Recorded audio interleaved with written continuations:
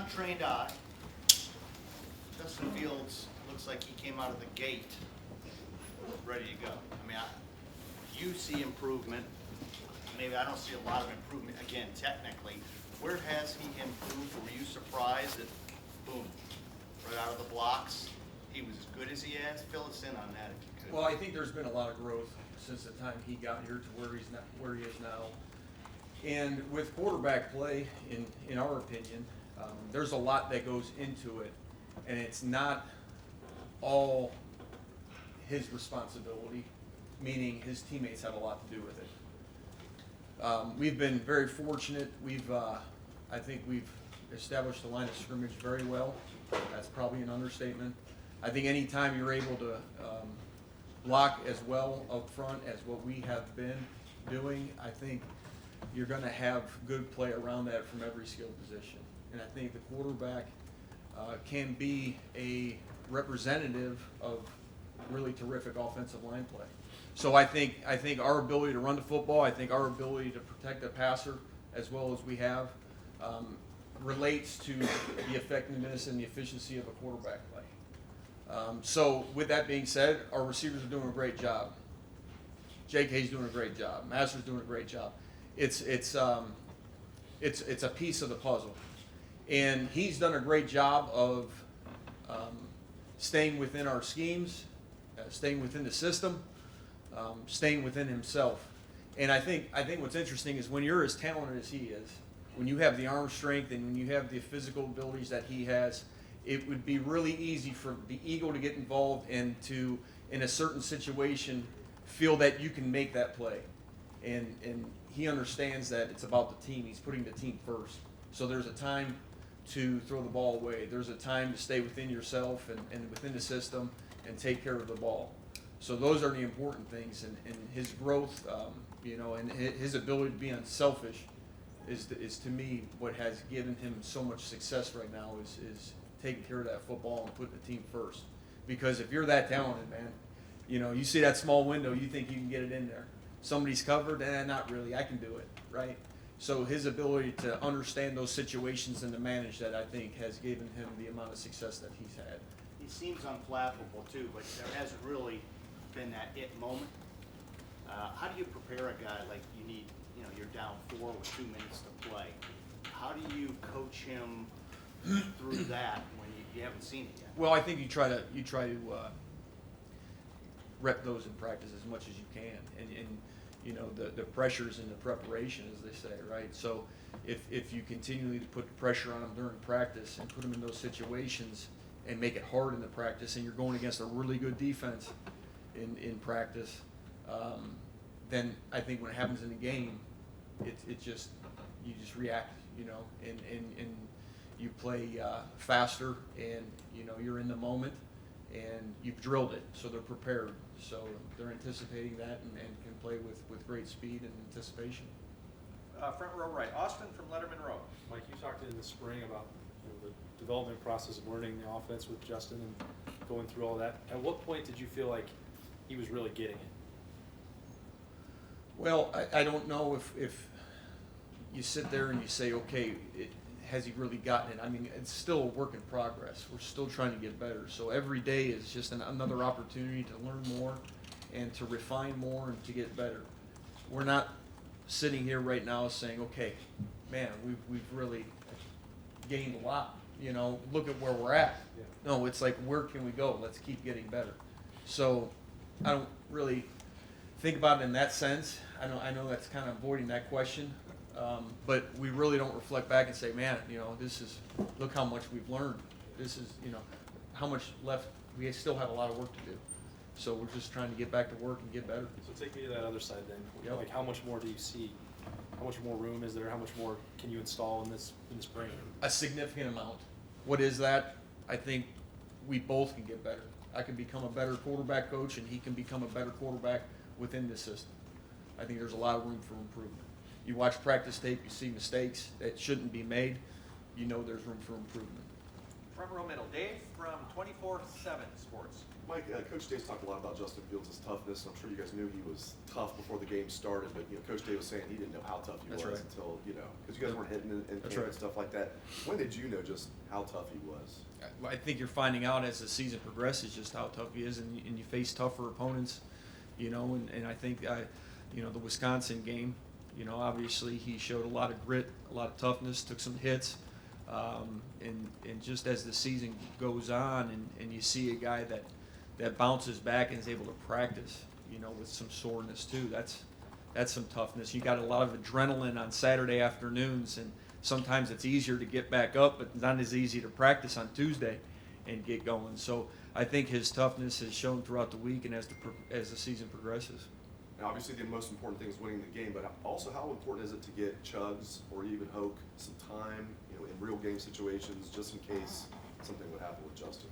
Very important. You have to, certain things come into factor. Obviously, you want the game in hand, but you have to be able to develop your guys and to be able to get a lead and to get them significant snaps, is really important for their development. Game snaps, live game snaps.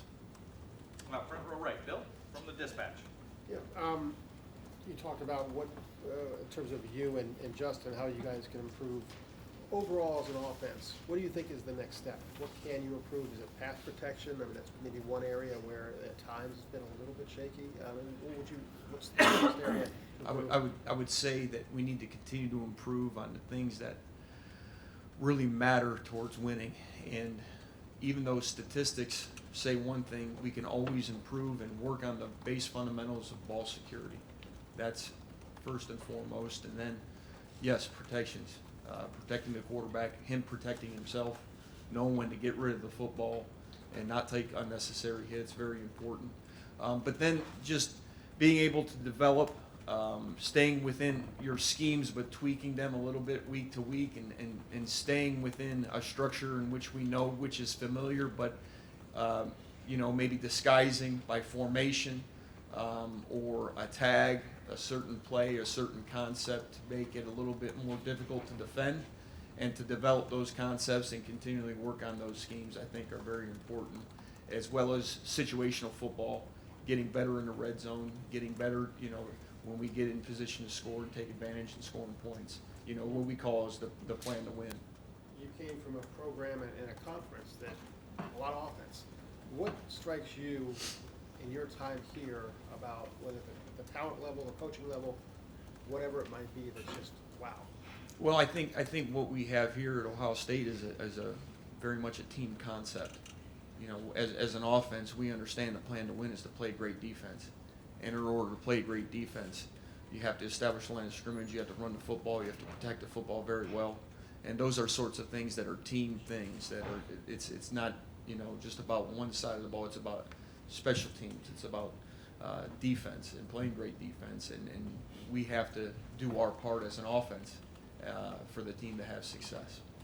Right next door, Tim, Letterman Row. Yeah, Mike, playing off of that a little bit, what is the biggest difference 8 games into this that you've seen from Big Ten defenses compared to what you were looking at the last couple of years at Oklahoma State? I mean, a lot of people, perception is the Big 12 doesn't play a lot of great defense. What have you seen? I would say probably just the ability to, you see more drop 8 in the Big 12. You see more guys in coverage as opposed to, more 4-down defensive structures.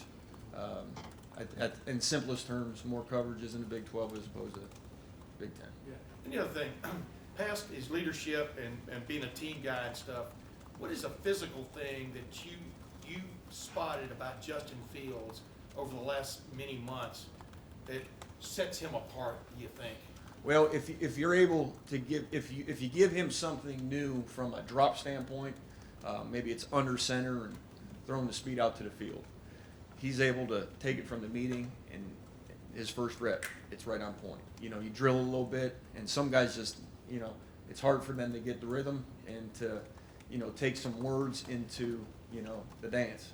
But he's able to transition very well. He's very natural. He's a very gifted athlete. He can do a lot of different things well. We went golfing in the summer, and he's never golfed before, and you'd never know it. you know, and with a couple rounds, I think he'd be able to even compete with a guy like me. But no, that's no joke. He can hold his own. He's just a natural. He's a very gifted athlete, and that's what's most impressive. Front row middle, Joey from the Dispatch. Justin's from Georgia, kind of a little bit of a warmer weather state than here. With it being November now, do you have to get somebody like that kind of more prepared to play in cold weather, and how do you do that? I don't think so. I mean, it is what it is, and the weather is going to be an element that we can't control. We talk about things that are under our control: our preparation, our effort, our toughness, our ability to recognize defenses, communicate, all the things that we can control. The weather is not one of them, so we don't focus on that. We practice in the elements. We break out the wet ball drill when we anticipate rain, but we block out the things that we can't control and try to stay focused on the things that we can. And I think that's where his mindset is. Was the Wisconsin game maybe an encouraging sign for how he'll look in the cold November game? That was a game where it was rainy and he ran the ball 13 times. Yeah, he's got good sized hands. He's got really good strength in his grip. So, you know, I don't think the wet ball will affect him as much as other quarterbacks. Will it affect him? Yeah, I think a wet ball and cold weather will affect any passer to a degree. And what degree is that? I think we'll find out a little bit more as it gets more chilly. But he's shown signs that he can effectively still be productive even in wet conditions. Far left, Lori from 610 WTVN. Coach, you work with Justin, so does Corey, so does Ryan. It had the potential to be a case of too many cookies and pitches, but you guys have made it seem so seamless. How have you managed to work out where you all have input and he's yet hearing one voice? Well, I think our ability to be on the same page is really important. I think Corey and I do a really good job of listening to Ryan and how he teaches the quarterback and his coaching terms and trying to be parallel with that, you know, to say things and to speak it and spit it out the way he spits it out. And then for clarification and for us to be, you know, poised and to understand that there is going to be some growth, there is going to be some growing pains. And so there is that process of there's got to be some degree of patience, but at the same time, we're all trying to be as urgent as we possibly can because we know what's at stake here. So I think all those factors come into it, and the maturity level is where it needs to be. Fourth row middle, Patrick from 24/7 Sports. Going back to the first question you were answering, talking about Justin and having the ability to make throws, but realizing when he needs to throw it away. When he got here, where was he on that scale? How comfortable was he, you know, making those decisions? Hey, I'll take the incompletion. I know Ryan's talked about that a lot today, but for this year, but I don't know where he was after playing Georgia last year. When you're in practice and as you're preparing and you're in spring ball, you tend to have a quicker whistle because, you know, the quarterbacks aren't live. So you don't know exactly how a lot of those scenarios are going to play out because the whistle's blown dead and you go on to the next play. And it's kind of like it's spring ball and it is what it is and you move on to the next practice. Well, in the games, it's a little bit different because you don't blow the whistle as quick and he's able to create, he's able to extend plays. And then, you know, when there's an advantageous situation, he takes advantage of it. When it doesn't look good and it looks a little bit bleak and the advantage isn't on our side, he's able to disengage. So you don't really know what that situation is until you play the game. So there's a little bit of uncertainty early on of where exactly that is. So it's a hard question to answer as far as where was it? Was it always there? You know, and we've just realizing this now? I think it's probably a little bit of both. I think it's development. I think it's a lot of drill work. I think it's a lot of teaching and stressing in meetings and understanding the plan to win here at Ohio State and our philosophy.